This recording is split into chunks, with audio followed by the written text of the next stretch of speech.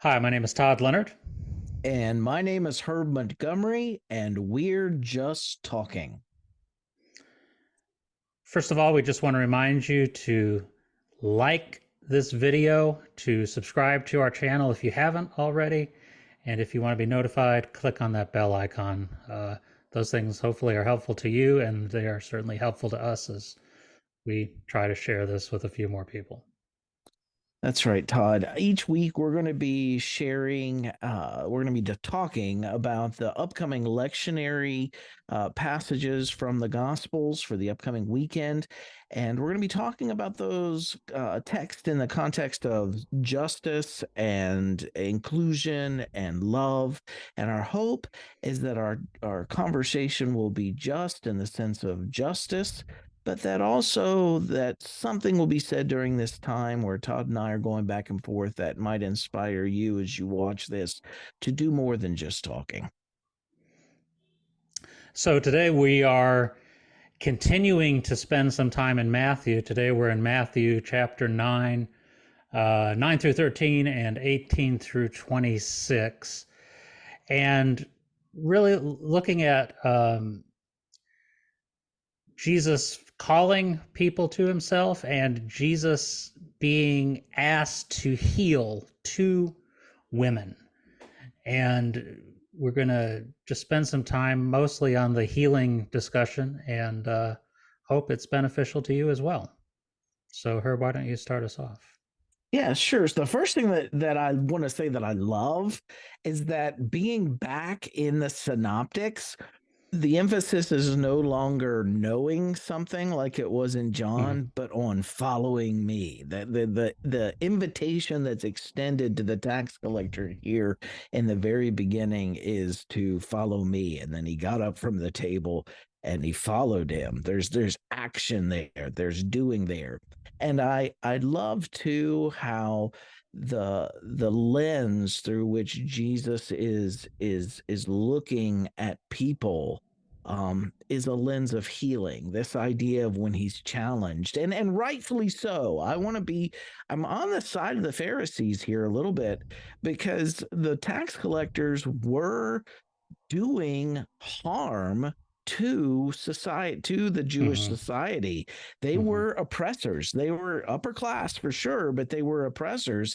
And Jesus hanging out with them, I think they had a right to challenge, why are you sitting at the table with these you claim to be a prophet of the poor from Galilee. Why are you hanging out with tax collectors? Mm-hmm. And that was a legitimate challenge. And he turns to them, and his defense is mercy, not sacrifice. In the role of a physician. I desire healing. It's the healing, or it's the sick that need healing, and it calls into question on the. I mean, there's loads in the Jesus stories in the synoptics on ministering to the oppressed, but here we get a window into Jesus, how he saw that there was something actually broken inside of oppressors that needed healing, that was causing them to do societal harm to others. And that's a neat insight for me. It's easy Mm-hmm. to kind of polarize us against them. But I think the movements that are more holistic, that work for not just flipping the hegemony and changing the hierarchy where the oppressed are now the oppressors, but where there's more of a shared table where we all come together and each one of us, some are healed from whatever it is that drives them to oppress, and others are liberated from that oppression. I want to be careful too. James Cone reminds us they're not the same. We can't equate the two as being the same. The oppressors can choose to leave their oppression behind at any moment. The oppressed have to fight for their liberation. It's a very different Mm-hmm. Mm-hmm. situation that they're in, but nonetheless, Jesus seeks to reclaim the humanity of both sides of that problem. Right.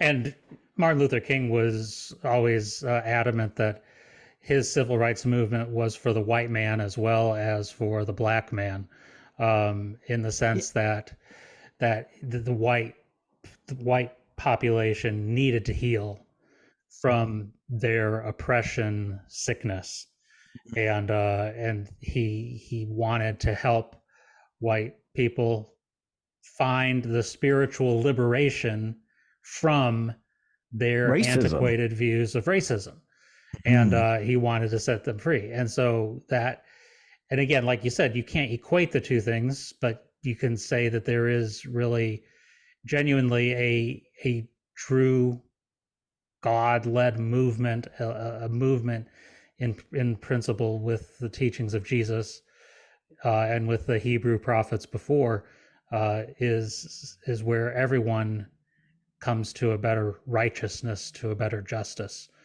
uh, Mhm. from where they were before, whether they're oppressed or oppressor. Yeah, and it doesn't matter whether it's homophobia, transphobia, biphobia, or misogyny against women, or racism. I mean, we're talking in the context of racism.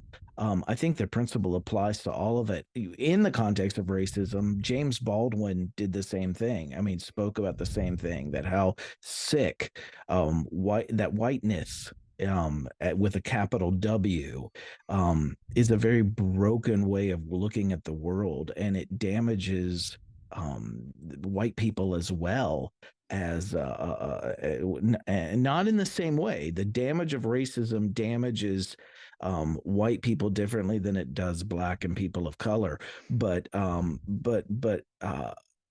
but it damages both sides. And racism is a sickness that is in fact, although it damages one side, it infects the other. And Mm-hmm. to see Jesus as a healer here, that's a reminder to me, um, yeah, of the healing that I still need too.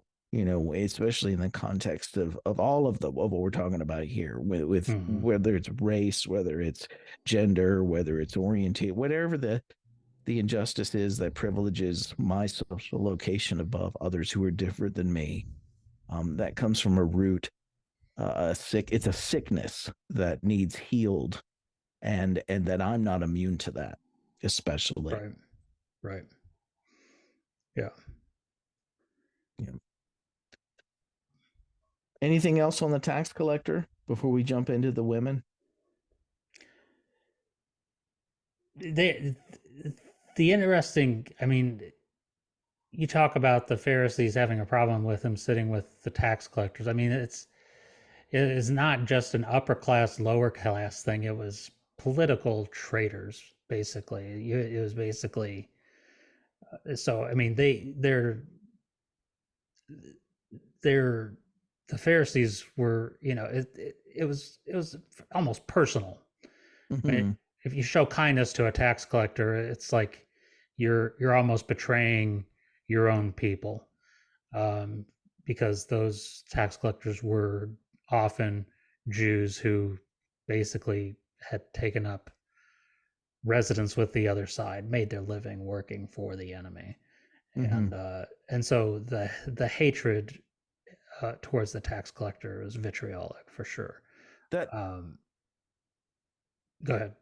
that's just such a great point to understand this in the context of the political hierarchy of the day. You know, you had the Sadducees at the top, and then right underneath them, you had the Pharisees, who were really, their primary goal was vying for political power against the Sadducees, but they were second in position, sort of to speak. And what they were doing is they had a more, and I know this is contrary to what some people think, but they had a more liberal, progressive theology Mm-hmm. so that they could include the masses in the purity culture. They opened up righteousness to more people. More people could qualify to be included, so to speak. So they were really using their favor with the masses to Mm-hmm. gain to work towards gaining political power. It's kind of how a certain political party, which will remain unnamed, here in West Virginia, uses the poor people, to continue as a political tool to continue gaining political power. And I see the Pharisees in this story, whether they did that in reality or not, I don't know. But in this story, they're characterized as once again using the concerns of the people. Here these tax collectors, they're like you said, they're traitors to your Judaism, but also they're harming the people. Hmm. And why are you hanging out with them? Once again, it's that pretending to be on the side of the poor people, attacking the one who really was on the side of the poor people, Right. but trying to heal everybody. Right. Because we see in other places with Jesus' interactions with the tax collectors, he, especially in the story of Zacchaeus, you you see him actually calling his work with the tax collector was to reform what they were doing, and Mm-hmm. so there is very like this continues, Jesus calling people to repentance, calling them to be his disciples, calling them to follow him and to do what he's doing. And so what does that look like for a tax collector? What does that look like for a Pharisee who is convicted about following Jesus? What does that look like for a merchant or a farmer, or for every single person who is drawn to Jesus? What does that following look like? And it varies from person to person, but he's always kind of moving in that same direction of calling the oppressors to repentance and helping people who are under oppression to be set free. That's right. And I want to be careful how much I disparage the Pharisees in this story. Historically, the Pharisees were not a monolithic community, and there were many Pharisees that had much more in common with Jesus and Jesus's teachings than what Hmm. sometimes Christians will admit. I mean, the Mm-hmm. historical truth there. In the story, what's happening is that the Pharisees are just using the poor people to gain political power, while the tax collectors are. You bring up Zacchaeus, and that's a great example in Luke. He actually made the changes to reject his social location, his position of privilege that was harming others, in order to make reparations, even Right. towards Right. those that he had harmed. You have tax collectors choosing to make reparations. And I think that's a great defense. Just to use a current day example, if Jesus were hanging out with racists, convincing them to make Yeah. reparations to the communities, that would be, I'm happy that he's hanging out with them if that's the end Absolutely. result. Absolutely. Yeah. Oh, That there's and that's the thing with Jesus is he's going to be salvation to those who need to be salvation, and he's going to be judgment on people who need to be judged, and mm-hmm. but it's always with the purpose of ultimately bringing everybody along towards what God's kingdom community is going to be about. And it's a beautiful thing. It's going to look different from person to person as he tries to do the work of healing and justice and restoration from person to person. Yeah, I like that. And then I don't know this, we're not told any of this about the story, but for people who are using poverty and people who live in poverty as a political tool to grift off of, to gain more political power, um at the end of the day, you have to question that, because if there's something at work removing poverty, doing away with poverty, and that's how they're making their living, is by using that disparity, could that have been part of the motive here? Don't Mm. just say you're against poverty. Don't actually go out and end poverty, because then we got to find another job. You know what I'm saying? Don't end injustice. I'm raising Right. money off of being a nonprofit fighting injustice. You know what I'm saying? Yeah. Yeah. So I don't know how much that was playing into their critique of Jesus with maybe they saw it was actually where, I don't know. I don't know. All of Mm. that's conjecture. It's not even, Yeah. anyway, we don't know the political environment, the details of it. We just know the very foggy, Yeah. hazy general Broad strokes. outline. Yeah. Yeah. Yeah. But I love that you're asking us to look at this through a political lens. I love that. Yeah. So we get through that part of the story, and then while Jesus is still hanging out with the tax collectors, uh, Jairus comes in and asks Jesus for help. Yeah, this is my favorite part of this week's reading. Like I am all over this. I love this. And the first thing that I wish and I want to confess this in the very beginning. I really wish that these stories had not been passed down in a time where patriarchy had won the places of power in Christianity. By the time the Gospels were being written, Christianity had evolved out of its egalitarianism that we see immediately after Jesus, that we're going to bump into this week, into a more patriarchal culture once again, a more patriarchal power structure. And you can see that in the way this story was even passed down. We know Jairus's name. We don't know the name of the little girl or the name of the woman. And I really wish their Mm. names had been preserved alongside of Jairus's. Hmm. But I'm deeply indebted this week to the work. I want to give a shout out to Rita Nakashima Brock. Um, her scholarship, all of her scholarship is just really solid. But her book, Journeys by Heart, A Christology of Erotic Power, chapter 4 of that book, she has a whole section on the juxtaposition of this story of the woman with the issue of blood and this 12-year-old girl who has just died, and Jairus's daughter who's just died. And I want to recommend to anyone who's listening, if you can get a hold of that book, it Journeys by Heart, A Christology of Erotic Power. What you're looking for is chapter 4 of that book by Rita Nakashima Brock. It'd be well worth your time, even if you just get the book to read that one chapter in the context of this as commentary for this week's passage, this week's story. It's gonna unpack it at a depth that we're just not going to be able to do in conversation on YouTube. It'd be well worth your time to read it. But yeah, what she brings out, what she helped me see is that in male dominated cultures, female sexuality, female reproduction, those are all controlled by men. And that echoes what we're seeing happening in our society today. Women's reproductive ability, it's not their choice.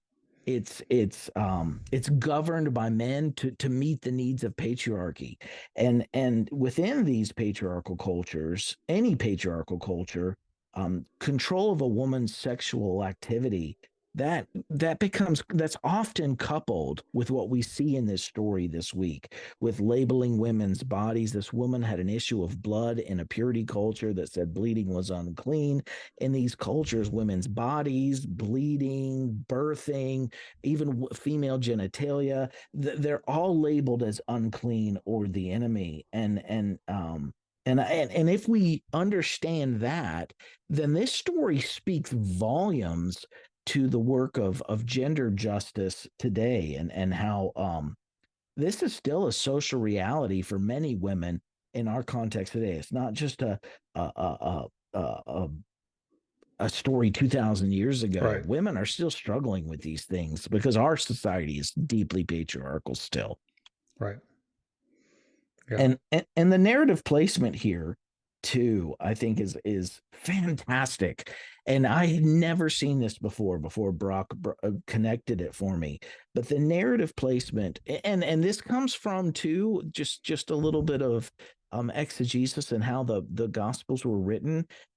Matthew and Luke take these stories from the Gospel of Mark, and in the Gospel of Mark, what the author of Mark would often do is it wants to tell a central story, and so it puts on either side of that story a story that influence that repeats, or that is similar, that influences how you interpret that central story. So what we have here is kind of the opposite happening, where you have Jairus's daughter enveloping this story, this story that's interrupted in the middle by this woman with the issue of blood. And in this, the woman with the issue of blood defines for us how we're to understand the healing of the girl who has just died, or the resurrection Mm, of the girl that has just died. So that juxtaposition, Brock writes on page 83, she writes, both females are afflicted with a crisis associated with the status of women in Greco-Roman and Hebraic society. So you have this woman who's been bleeding for 12 years. According to the purity codes of her culture, she is unclean. She has to live separate. It's a social death. mm-hmm, And then you mm-hmm, have that linked with this girl who's 12 years old. Here's that number 12. She's been bleeding for 12 years. Here's this, and unclean. Here's this girl that's just turned 12. She's entering into the time of when her menstruation will start. She is going to be defined as a woman within her patriarchal culture. She's going to be now looked at as less than men. Socially, there's going to be a price she has to pay just for being a woman, like this other woman has been paying for 12 years. And then Jairus comes to Jesus and says, my 12-year-old daughter, who's just coming of age, has just died.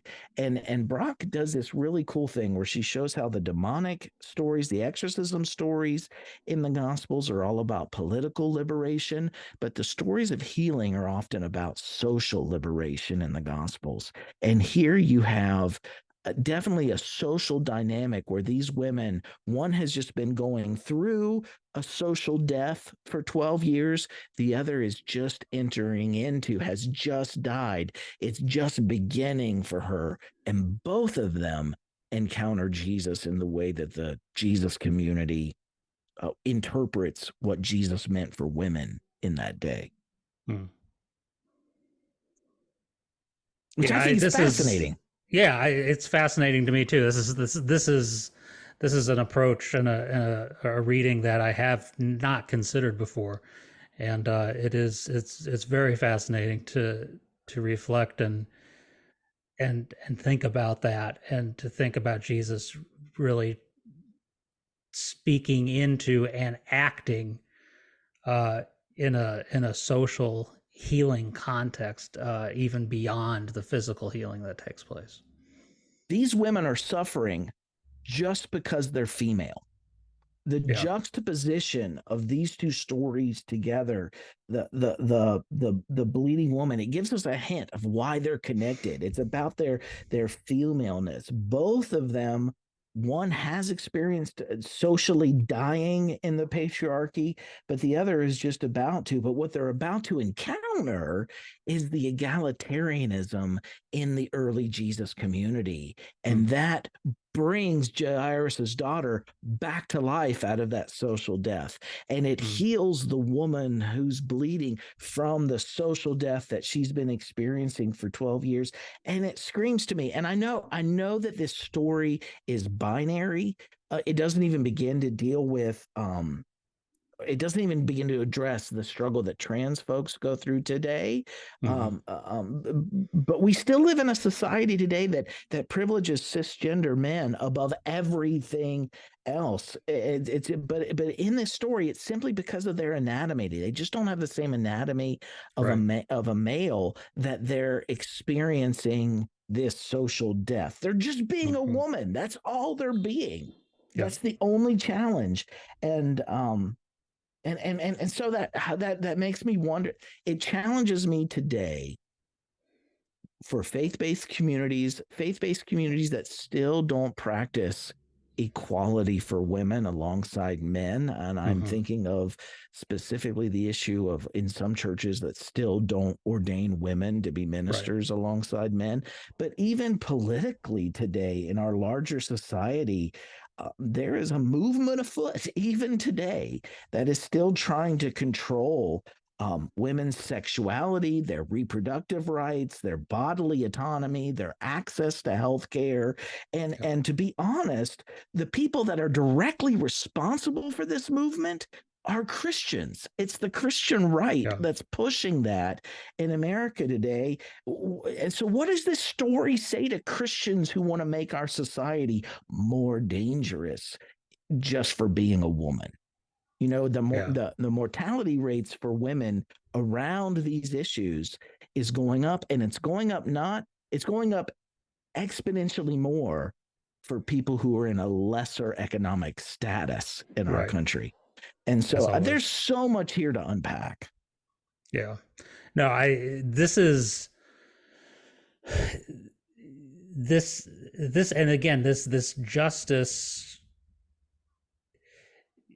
for women is so easy to overlook when you're even among people who are talking about justice issues.